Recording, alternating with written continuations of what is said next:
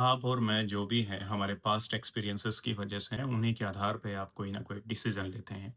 अगर डॉग के लिए किसी के मन में प्यार है, तो कहीं न कहीं उसके जीवन में वो डॉग आया है, उसे वो एक्सपोज़र मिला है कि वो उस 4 पैरों वाले दोस्त के आस-पास रह सके।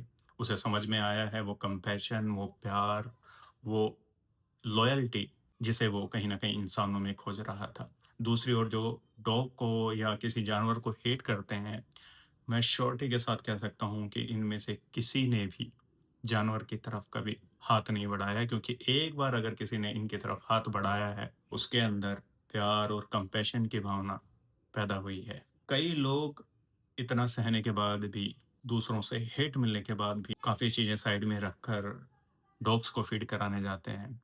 और ऐसा नहीं है कि डॉग इन्हें नहीं काटते होंगे, ऐसे कई केसेज़ हैं कि डॉग ने इनको भी काटा है। लेकिन फिर भी इंजेक्शन लगवाने के बाद में इन्होंने अपनी उस सेवा को रोका नहीं है। इतनी ताकत कहाँ से आई? सिर्फ़ और सिर्फ़ कंपैशन से। कंपैशन आपके मन में प्यार लेकर आता है, और प्यार इतनी बड़ी ताकत है, उसके आगे सारे कॉम्प्रोमाइज़ हो जाते हैं। और जो व्यक्ति इनको सहन नहीं कर पा रहा है, उसमें कहीं न कहीं कमज़ोरी है। उसने ना ही अपने आप को कभी समय दिया है कि वो इस कमज़ोरी को ख़त्म कर सके। वो देखा जाए सही मायने में डॉग से या जानवरों से परेशान नहीं है, वो कहीं न कहीं खुद में ही इतना परेशान है कि उसे हीलिंग की ज़रूरत है। और वो कहीं न कहीं अपनी इन परेशानियों को किसी न किसी रूप में किसी के ऊपर निकाल देता है। और वो भी, उनके भी कुछ न कुछ अपने पास्ट एक्सपीरियंसेस रहते हैं, जिनकी वजह से वे वर्तमान में ऐसा कुछ बिहेव कर रहे हैं। तो बिना सोचे-समझे हम किसी भी चीज़ पे अगर रिएक्ट करेंगे, तो इस धरती पर शायद हमें ही सबसे ऊँचा कहा गया है।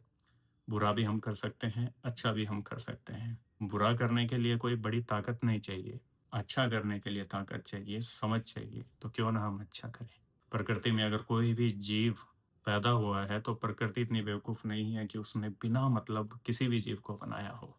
हर जीव का अपना एक काम है, जिसकी वजह से इस प्रकृति का हिस्सा है, और उसी प्रकृति का हिस्सा हम भी हैं। तो वसुधैव कुटुंबकम की भावना लेते हुए पूरा विश्व में इंसान ही नहीं है जो आपस में एक परिवार है। इस परिवार का हिस्सा प्रकृति भी है, नदियाँ भी है, पेड़-पौधे भी हैं, और इस प्रकृति में शामिल ये जानवर भी है। तो सिर्फ़ कहने मात्र वसुधैव कुटुंबकम नहीं, एक बार इस पे विचार कीजिए और सभी जीवों को खुले दिल से एक्सेप्ट करें।